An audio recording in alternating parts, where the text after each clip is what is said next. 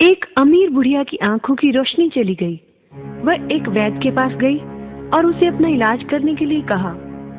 मुझे तुमसे क्या मिलेगा? वैद्यराज, मेरे पास बहुत कुछ है, आप चिंता न करें। अगर मेरी आंखें ठीक हो गई तो मैं आपको उचित इनाम दूंगी, परंतु यदि मुझे दिखाई नहीं दिया तो मैं आपको कुछ नहीं दूंगी। ठीक है, मुझे मंजूर है। मैं कल से आपके घर आकर इलाज शुरू कर दूंगा। वैद्य ने इलाज तो शुरू किया, परंतु उसके घर पड़े अच्छे साजो सामान से उसमें लालच आ गया। बुढ़िया को दिखता तो था नहीं, उसने घर से एक एक कर सारा सामान चुरा लिया। अब तो उसने बुढ़िया के घर जाना ही छोड़ दिया था, परंतु भगवान के घर देर है अंधेर नहीं।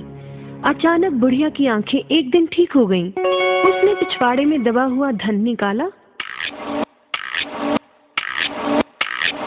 और फिर उसी तरह बढ़िया जिंदगी जीने लगी। वैद्य ने तो समझा था बुढ़िया का सारा धन जेवर वह लूट चुका था, अब उसके पास बचा ही क्या होगा। परंतु जब उसने उसी तरह उसकी पुरानी शानो शौकत देखी तो राज दरबार में उसकी शिकायत कर दी। राज दरबार में बुढ़िया ने माना, मैंने कहा था कि मेरी आंखें ठीक हो गई तो मैं वैद्यराज को इनाम दूंगी, परंतु मुझे तो कुछ दिखाई ही नहीं दिया, तो इनाम का।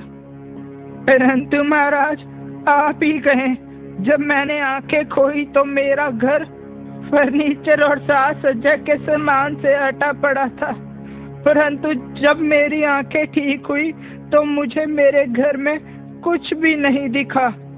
जब मुझे कुछ भी नहीं दिखा, यहाँ तक कि एक बर्तन भी नहीं दिखाई दिया, तो ये कैसे कह सकते हैं कि मेरी आंखें ठीक हो गई हैं?